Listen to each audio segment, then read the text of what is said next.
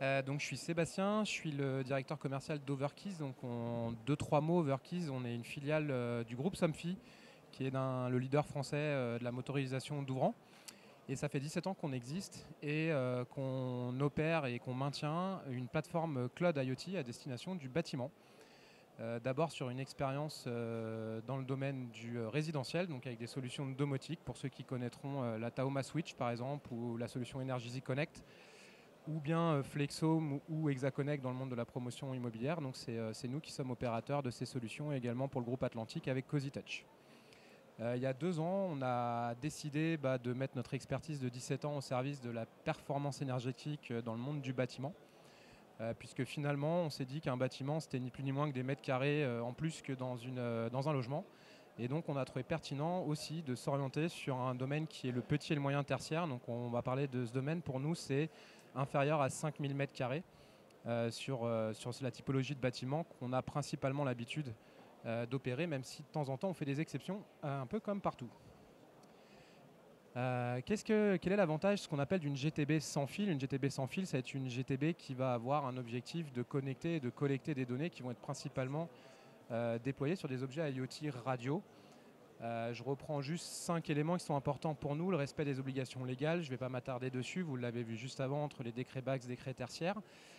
On peut se dire aujourd'hui, suite aux installations qui tournent, qu'on fait une moyenne de 30% d'économie d'énergie sur un bâtiment. C'est assez facile puisqu'en France, 80% des bâtiments sont mal équipés, voire pas équipés. Donc forcément, quand vous l'équipez, tout de suite, il devient moins énergivore et plus optimum. Décarboner pour préserver, dans notre sens à nous, décarboner, ça veut dire quoi? Ça veut dire qu'avec l'IoT, on va pouvoir utiliser un bâtiment avec ses produits existants. Et donc ça veut dire qu'on va venir connecter des produits qui n'étaient pas connectables. L'objectif étant aussi, dans la décarbonation, de pouvoir utiliser l'existant pour éviter d'avoir à le recycler.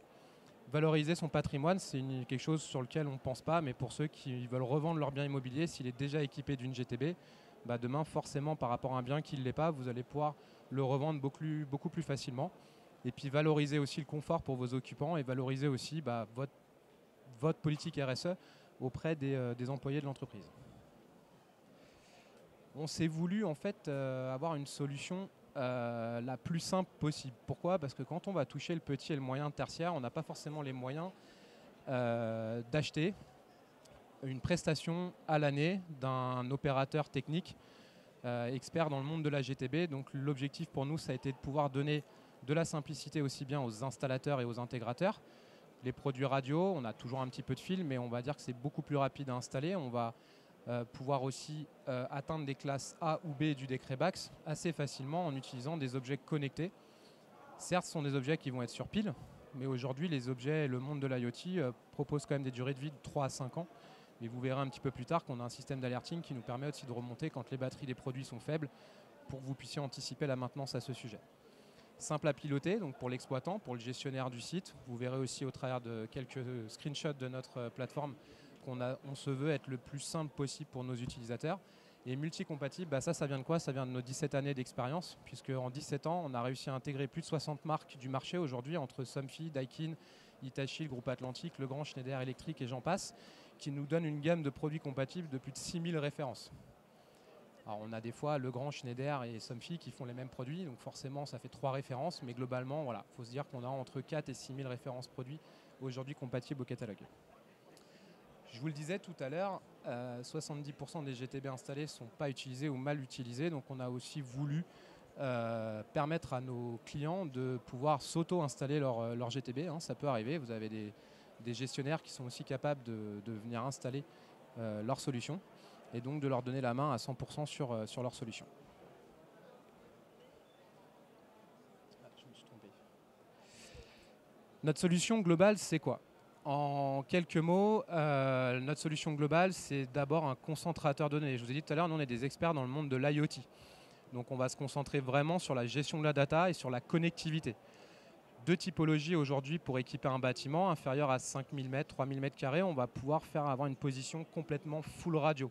Donc c'est là où on va utiliser la passerelle blanche que vous voyez sur la droite de l'écran. Et si on va sur des bâtiments un peu plus cossus avec des systèmes d'étente directe plus complexes, on va aussi vous pouvoir proposer, pour compléter votre solution, une passerelle filaire qui, elle, va vous permettre de pouvoir remonter de la donnée en Modbus et en BACnet. Et toutes ces données-là, qu'elles soient radio ou filaires, vont pouvoir, j'ai oublié en radio aussi, on a le LoRaWAN, vont pouvoir remonter dans la même et unique plateforme. Donc ce qui va vous permettre de pouvoir piloter au même endroit la totalité de votre solution. C'est là où on va concentrer la donnée, que ce soit du CVC, que ce soit de l'éclairage, que ce soit de la captation de température, humidité, CO2, qualité d'air. Et toutes ces données vont remonter dans notre cloud. On opère aujourd'hui un cloud où il y a plus d'1,2 million de passerelles qui sont connectées. Donc ce qui nous donne, normalement en 17 ans, effectivement une certaine expertise. Mais surtout, on est hébergé chez OVH en France et on opère nous-mêmes notre cloud. C'est-à-dire qu'on ne loue exclusivement que l'hébergement. Donc on a la maîtrise totale de notre solution. On a plus de 15 personnes qui travaillent au quotidien 24 heures sur 24 et 7 jours sur 7 pour que notre solution soit opérable. Il n'y a rien de plus désagréable, notamment dans le résidentiel, que de ne pas pouvoir ouvrir ses volets un samedi matin quand il fait soleil, surtout l'hiver. Donc ça, c'est important dans le résidentiel, mais encore plus important dans le tertiaire, notamment quand il peut y avoir des choses à traiter. Dernier point important sur le cloud, on est ISO 27001. Ça vous dit peut-être rien parce que des ISO, il y en a plein, mais c'est une norme cybersécurité où en fait on est imposé par l'ANSSI, qui est l'Agence nationale de la sécurité informatique française, à des règles pour faire en sorte que si notre cloud était amené à tomber, on puisse le relancer très rapidement, sous moins de 24 heures, pour que les services puissent continuer à être opérés. Donc tout ça nous amène à un certain niveau d'exigence qui nous a permis aujourd'hui de pouvoir rentrer dans le tertiaire et pouvoir proposer cette solution. Et pour finir, sur la gauche, vous avez notre interface. Donc c'est une interface web, puisque l'avantage du cloud, c'est que vous pouvez piloter la totalité de votre patrimoine à travers le monde assis dans votre canapé. Je prends cet exemple qui est assez drôle, mais c'est comme si vous alliez vous connecter sur votre appli bancaire pour faire un virement. Vous pouvez le faire n'importe où dans le monde. Et ben nous, c'est exactement le même modèle. Vous avez un login, un password, et ça vous permet de piloter la totalité de votre patrimoine où vous le souhaitez, quand vous le souhaitez. Notre solution, elle a vocation à apporter le basique, entre guillemets, c'est-à-dire l'énergie management. Donc on va remonter de la conso. Je vous montrerai rapidement tout à l'heure comment on remonte la consommation. Mais chose très intéressante et grosse valeur ajoutée de notre expertise de 17 ans, c'est qu'aujourd'hui, on est capable de créer des scénarios et de venir piloter son bâtiment intelligemment. Ça veut dire quoi? Ça veut dire, je vous montrerai rapidement tout à l'heure, on va pouvoir créer des scénarios temporels assez classiques sur la vie du bâtiment, mais on va aussi pouvoir venir créer des scénarios quand un actionneur et un capteur discutent ensemble, ou plutôt un capteur et un actionnaire. Je vous prends un exemple très très simple, la détection de présence dans les salles. Aujourd'hui, avec le télétravail, les salles de réunion, les open space sont utilisées à des périodes très différentes de la journée, même de l'année ou de la semaine. Donc quand vous couplez la détection de présence avec l'éclairage et que vous découplez également la gestion du chauffage ou de la clim, vous allez optimiser votre utilisation. Une époque où vous démarriez votre bâtiment à 7 h du matin en mode chaud l'hiver et qu'il s'éteignait à 18 ou 19 h pour passer du mode confort en mode éco, le chauffage avait tourné toute l'année. Imaginons que la pièce n'est utilisée que 30 minutes dans la journée. Tout de suite, la détection de présence va venir optimiser l'utilisation du mode confort et du mode éco. Et surtout, elle va s'adapter à l'utilisation de la pièce et non plus à l'utilisation du bâtiment en lui-même. Je ne sais pas si j'ai été clair. Si je n'ai pas été clair, je pourrais repréciser tout à l'heure. Ça, c'est rapidement le screenshot de notre page d'accueil. Cette page d'accueil, elle a été modulée par notre client. Donc, c'est-à-dire, quand je vous ai dit tout à l'heure, on laisse la main à notre client à l'utilisation de sa plateforme. C'est que celle-ci, en fait, elle a été adaptée. Tous les graphes que vous voyez au milieu, c'est le client qui a choisi de le faire. Et à droite, vous avez les 3 bâtiments qui sont pilotables directement de la plateforme. Sur la gauche, vous avez une map pour pouvoir visualiser vos bâtiments. Et en bas, vous avez une API météo. Aujourd'hui, on utilise une API météo. Demain, on ne s'interdit pas que vous puissiez avoir une station météo sur votre ou vos bâtiments qui vous donneront en local la température extérieure. Le suivi de conso, assez classique, mais là, on va venir pouvoir effectivement piloter, voir la consommation en fonction de son bâtiment. Ici, on est sur notre laboratoire. Le type d'énergie, électricité, eau ou gaz, c'est les 3 données qu'on remonte aujourd'hui, et sur une période cible. Ça vous permet de pouvoir venir faire des comparatifs sur des années de référence, de venir faire vous-même vos consommations. On a mis du vert et du gris parce que ce sont nos couleurs, mais vous voulez mettre du rose et du mauve, C'est tout à fait possible, il n'y a pas de problème. Ensuite, une chose hyper intéressante, c'est qu'on va pouvoir aussi voir comment sont installés nos équipements dans notre bâtiment. Ça, c'est hyper intéressant quand vous avez un alerting sur un défaut technique. Vous allez pouvoir sélectionner l'étage, la zone d'où votre défaut provient, et ce qui va vous permettre de pouvoir aller chercher rapidement la panne pour vous rendre compte si dans un bureau, tous les autres bureaux autour, il fait 25 degrés et qu'il y en a un, il est à 0, c'est qu'à mon avis, il y a un problème dans le capteur ou un problème dans un des systèmes. Tout ça, vous pouvez le faire à la main, mais ça peut être massifié. C'est-à-dire que vous pouvez reproduire des configurations sur des étages, sur des zones, sur des bâtiments. Vous pouvez bien évidemment le voir en temps réel, mais vous pouvez aussi, si vous décochez le petit bouton rose en haut à gauche, venir faire du sourcing sur les derniers mois passés pour voir ce qui a pu se passer dans votre bâtiment. Tout à l'heure, je vous parlais de scénarisation. Donc, je vous ai mis screenshot parce qu'en fait, ce screenshot, le scénario est hyper puissant. Et vous voyez qu'il n'y a quasiment rien affiché à l'écran parce que c'est hyper simple à paramétrer. Donc c'est ce que je voulais vous faire ressortir. Là, on est dans le cadre où on a paramétré notre chauffage en fonction de la présence. Je suis présent, je me mets en marche. Je ne suis pas présent, il se met en arrêt. À côté, vous pouvez venir y coupler le widget sur l'éclairage si vous voulez y mettre l'éclairage. Vous pouvez venir y coupler de la température. On peut imaginer tout ce qu'on veut. En fait, la force du cloud, c'est que la donnée, nous, on la remonte comme les capteurs la donnent. Et à partir de là, vous avez accès à toutes les datas et vous pouvez faire ce que vous voulez. Même les scénarios les plus loufoques, il n'y a absolument aucun problème. Là, on vous montre rapidement la partie alerting. Ça, c'est une partie qui est importante parce que quand vous commencez à avoir pas mal de bâtiments, vous n'allez pas les regarder tous les matins. Si votre bâtiment il est fonctionnel, opérationnel, vous avez besoin qu'on vous remonte des alertes. Ça peut être des alertes sur la partie dépasse de seuil de température dans une pièce. Ça veut dire que la consigne de température qui est mise sur le système de chauffage n'est plus active ou n'est plus fonctionnelle. Vous pouvez remonter, je vous ai parlé tout à l'heure de produits radio, donc vous pouvez remonter des infos de consommation de batterie, d'état de batterie de vos piles. Vos piles ont atteint 15%, bah tiens, il faut que je mette dans ma maintenance préventive. Ça peut être aussi utile pour votre mainteneur qui vienne avec le bon stock de piles le jour où il vient faire la maintenance chez vous. Il n'a pas à revenir. Donc ça, c'est aussi assez pratique. Et vous pouvez le faire pareil. Toutes les données qui sont dispo dans les objets IoT, vous pouvez les piloter. J'émets une vigilance quand même là-dessus. Il ne faut pas s'emballer sur trop d'alerting parce qu'après, votre boîte mail va être pleine et vous n'arriverez plus à les gérer. Donc c'est bien une remontée par serveur mail au niveau de l'alerting. Alors, une plateforme cloud, on s'est rendu compte qu'aujourd'hui, le monde du tertiaire a du mal à adopter une solution cloud puisque nos confrères historiques sont sur des solutions local avec un PC installé dans le local serveur. Et donc, il y a cette adhésion au cloud. Au cloud, il faut s'enlever l'idée qu'un cloud, ce n'est pas sécurisé. On l'utilise tous aujourd'hui. Nos applis bancaires, stockage de photos, Facebook & Co. Tout est sur du cloud aujourd'hui. C'est sécurisé, il y a du phishing, il y en a plein qui essayent de hacker, mais il y a toute une notion de sécurisation qui est obligatoire. Donc, je vous l'ai dit, l'accès à distance, ça, c'est le point important. Aujourd'hui, on maîtrise totalement notre infra, ça, c'est important. Pourquoi ? Parce qu'on peut, alors je ne vais pas parler de concurrents parce que je ne m'engage pas sur ce qu'ils font, mais sur d'autres technologies ou d'autres systèmes qui sont hors du monde du tertiaire, par exemple Amazon va héberger pour vous les données, va traiter les données, va les stocker pour vous. Nous aujourd'hui on sait à l'instant T où sont nos données, elles sont en France sur 2 sites redondés et c'est nous qui les opérons. Voilà. Donc c'est comme si on avait loin un appart et que c'est nous qui l'habitons et qui l'avons aménagé.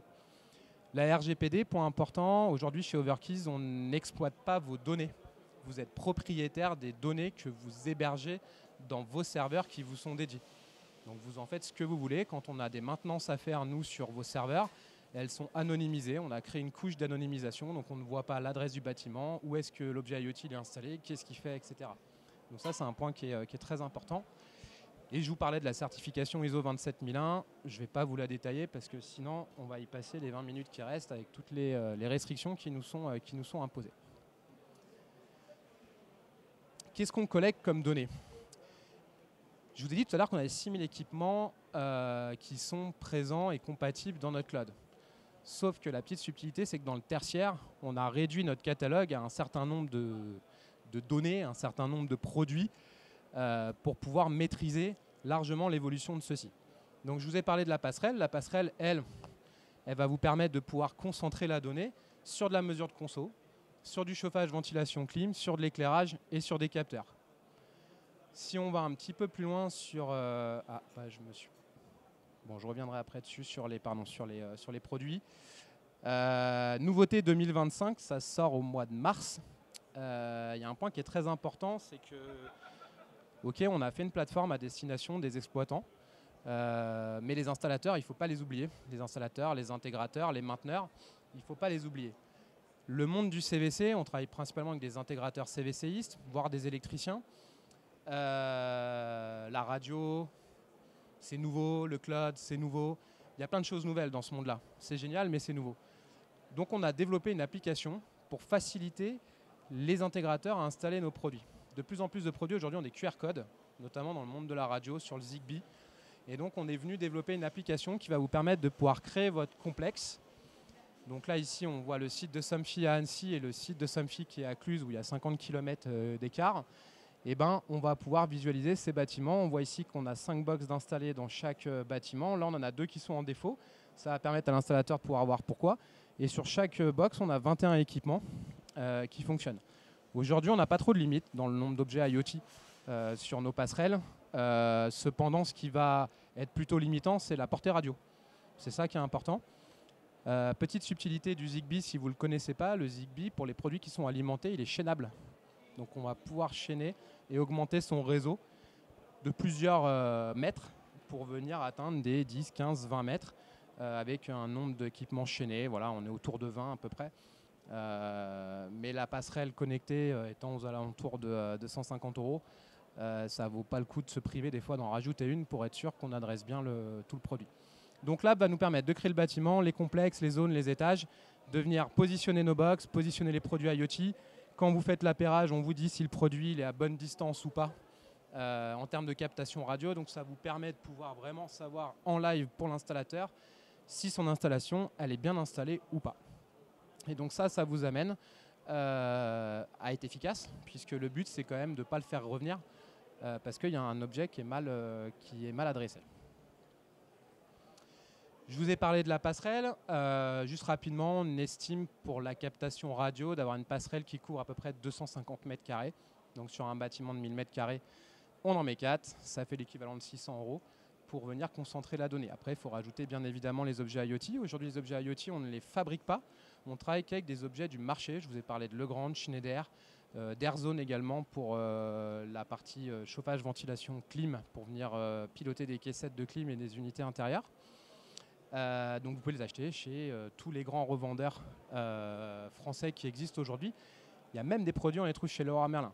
Donc pour vous dire qu'on a des installateurs des fois qui sont en manque d'un petit micro-module, et il en trouve chez Leroy Merlin, donc il peut rapidement aller les récupérer. Je vous ai parlé du maillage Zigbee. Et chose importante sur cette passerelle, c'est qu'on vient mémoriser les scénarios. Donc c'est-à-dire que c'est une coupure Wi-Fi. On a du code embarqué en fait dans la box. Donc s'il y a une coupure Wi-Fi, vous allez pouvoir continuer à jouer vos scénarios. Ça c'est hyper important dans le cadre des bâtiments qui fonctionnent que 5 jours sur 7. S'il y a une coupure réseau le vendredi et qu'on s'en aperçoit que le lundi, votre bâtiment il aura continué à faire des économies d'énergie dans le week-end. La passerelle Modbus BACnet, je vous en ai parlé, ça nous permet de conserver des équipements. On revient sur notre décarbonation. Aujourd'hui, notre objectif, c'est de pouvoir venir connecter des produits existants. Il y a aussi la mémorisation de scénarios en cas de coupure. La compatibilité, je vous inviterai peut-être à aller voir sur notre site les types de produits qui sont compatibles, mais c'est ce que je vous disais tout à l'heure. En termes de protocole, aujourd'hui, on est sur du radio avec le Zigbee, Laio et le LoRaWAN. Et sur les protocoles filaires, KNX, Modbus, BACnet. Et puis après, des grandes marques de compatibilité avec Airzone, Nodon et tous les grands du monde du chauffage. C'est sur cette slide que je voulais switcher tout à l'heure en termes de produits. On a fait une sélection de produits aujourd'hui. Alors là, il n'y a pas tout. On a à peu près une cinquantaine de produits connectés qui sont disponibles. Les modules Airzone, côté CVC, ce qui est assez marrant, c'est qu'on a quadruplé notre gamme d'un seul coup. Il y a plus de 150 marques de HVAC worldwide qui sont compatibles avec ces petits modules qui rendent donc des unités intérieures ou des caissettes de clim non compatibles à la base qui deviennent compatibles. Ce qui nous permet de pouvoir augmenter notre surface d'adressage. On va retrouver des micro-modules fil pilote pour venir piloter du chauffage électrique, Si on est sur un réseau, une chaudière gaz qui délivre de l'eau, on va mettre des vannes thermostatiques. Sur l'éclairage, on va retrouver la notion de micromodule ou alors directement dans le tableau électrique. Et sur la captation de données, détection de présence. Et puis ici, on va retrouver aussi des capteurs sur tout ce qui est température, humidité, CO2 et qualité d'air. Je suis désolé, j'accélère un peu parce que je vois que le temps file. C'était pour vous montrer rapidement comment on conserve l'installation électrique. Donc une clim réversible, unité intérieure. On y met le petit module Nodon. Ça, il n'était pas connecté, il devient connecté et toutes ces données remontent dans notre cloud. Chauffage électrique, pareil, on vient se connecter au fil pilote. On peut profiter des 6 fonctionnalités que nous apporte un chauffage électrique en fil pilote. Et pour l'éclairage, ici on a un contacteur connecté qu'on vient installer dans le TGBT. Ou alors si on veut isoler les lignes d'éclairage plus finement que ce que le TGBT le propose, on va pouvoir venir mettre des micro-modules comme je vous ai montré juste avant. Pour terminer cette présentation, je vais vous montrer 2 use cases. Je ne vais pas poser la question parce que ça ne se veut pas hyper interactif, mais vous allez voir, je vous montre 2 cas. Un cas, petit tertiaire, piloter le chauffage, l'éclairage, le suivi des consommations. Un peu de teasing, pilotage d'un moyen tertiaire, piloter du chauffage, de l'éclairage et suivi des consommations. Ce que je veux faire ressortir là, c'est qu'on a la capacité, peu importe la surface du bâtiment, jusqu'à 3000 m² pour du radio et au-delà de 3000 m² avec du filaire en mode bus BACnet, de venir s'interfacer avec la quasi-totalité de ce qui se retrouve dans un bâtiment. Module d'éclairage, on vient piloter l'éclairage de toute cette zone de bureau. Module Nodon, il y a des chauffages électriques ou une vanne thermostatique au besoin. Ici, on va avoir des unités intérieures. On vient y mettre les passerelles d'AirZone en iDo qui nous permettent de piloter 3 unités intérieures indépendamment en Fuji. Et dans le TGBT qui est dans le local qui est ici, on vient y placer notre passerelle et des compteurs d'énergie Legrand pour venir relever sa consommation énergétique. Là, on est sur la typologie d'un bâtiment à peu près de 500 m², un seul niveau, construit en 2005. Je vous laisse faire le calcul, ça fait 20 ans. On arrive à se connecter sur des équipements qui ont entre 10 et 15 ans en fonction de la typologie du produit. Pour la petite anecdote, on arrive même à connecter aujourd'hui des grille-pains. Je pense que tout le monde connaît le terme de grille-pain. Ça n'a aucun intérêt, mais on fait un on-off dessus. Mais ça marche quand même. Ça reste de l'électricité. Sur les moyens tertiaires, 5500 m², on est sur un siège social. Ce qui va changer un peu à ce niveau-là, c'est qu'on va avoir ici ce qu'on appelle du multizone. Donc on va venir s'interfacer à une passerelle, à une platine d'AirZone qui est mise dans le plénum ici, et qui nous permet de pouvoir remonter la donnée et piloter le flux d'air en fonction des différentes zones qui ont été définies. Donc en fait, on vient piloter le servomoteur qui est directement mis sur le plénum. Comptage d'énergie, comme on est sur une plus grosse surface, on est passé sur un autre produit en Socomec. Notre passerelle qui est bien évidemment toujours présente. Tiens, j'ai de l'éclairage, je viens mettre un petit module Nodon, détection de présence. Et puis là, je sais pas, ils ont mis une caissette de clim dans ce bureau-là parce qu'il n'y avait plus assez de zones à piloter. Et on vient mettre l'iDo comme on l'a vu précédemment pour venir piloter la solution. J'ai peut-être été un peu rapide. Je vous remercie en tout cas de votre écoute. On est présent sur le stand 40. Si vous avez des questions, j'ai 2-3 plaquettes sur moi. Si jamais vous le souhaitez, mais je suis ouvert aux questions. Je crois qu'il y a une question. Bonjour, j'avais une question par rapport au module AirZone. Vous avez parlé de protocole sans fil. Est-ce que pour ces modules-là... Ouais. Il y avait une question ou pas? J'entends pas, peut-être que j'allume là.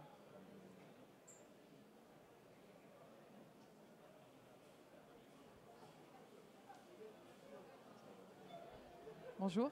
Bonjour. Oui.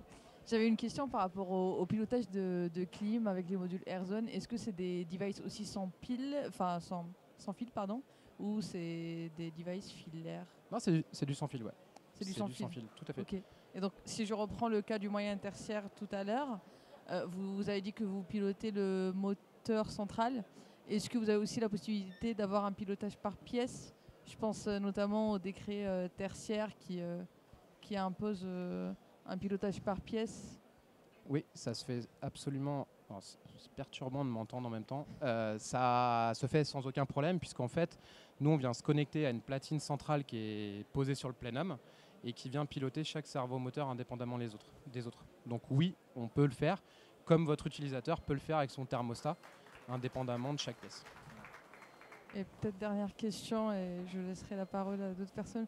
Vous avez parlé de gestion de patrimoine au départ. Votre solution, enfin, si typiquement je suis un hôtelier, j'ai plusieurs hôtels, je peux gérer l'ensemble de mon parc avec un seul accès, une vision centralisée de l'ensemble de mes bâtiments ou Alors oui, c'est l'avantage du cloud. En fait, le cloud, ça veut dire que vous pouvez mettre un nombre illimité de bâtiments. En fait, ce qui va vous limiter, c'est la donnée qu'on va stocker dans nos serveurs. Mais plus il y a de données, plus nous, on augmente la capacité. Ça, c'est notre job à nous, d'augmenter la capacité dans les serveurs. Et vous allez pouvoir piloter une centaine d'hôtels différents à travers le monde. Donc si vous avez envie de voir la totalité des 100 hôtels, bah, vous avez la main.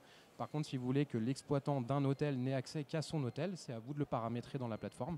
Et chacun verra ses consos et son hôtel. Ok, très clair. Merci beaucoup.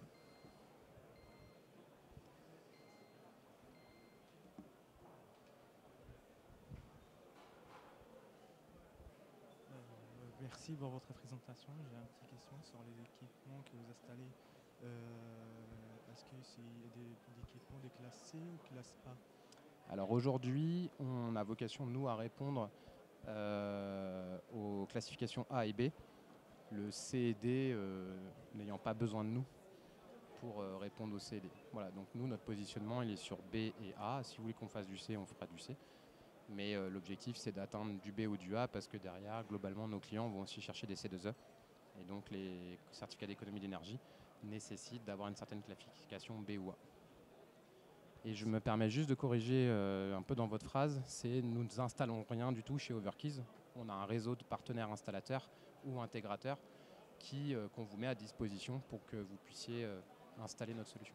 Donc ça peut très bien être aussi votre réseau existant, historique, d'installateurs qu'on va accompagner, former. Les formations, c'est 2 fois une demi-journée. Pour vous donner un peu l'ampleur, c'est une demi-journée pour l'installateur. Et ça peut être une journée pour l'installateur s'il n'est pas à l'aise avec le monde de la radio, du bâtiment, du tertiaire, du cloud, etc. Mais globalement, c'est une journée pour l'installateur, une demi-journée pour l'exploitant. Nous, notre but, c'est que vous soyez totalement autonome sur l'utilisation de notre plateforme pour l'exploitant.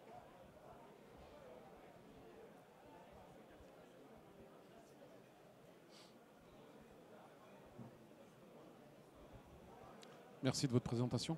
Une petite question sur la remontée des données. Est-ce que vous remontez également celle des concessionnaires?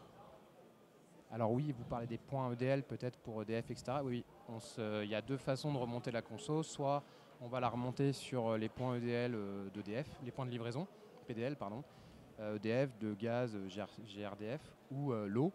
Mais par contre, vous n'avez pas de la data en temps réel dans ce cadre-là. Dans ce contexte-là, vous avez de la data décalée de 24 heures.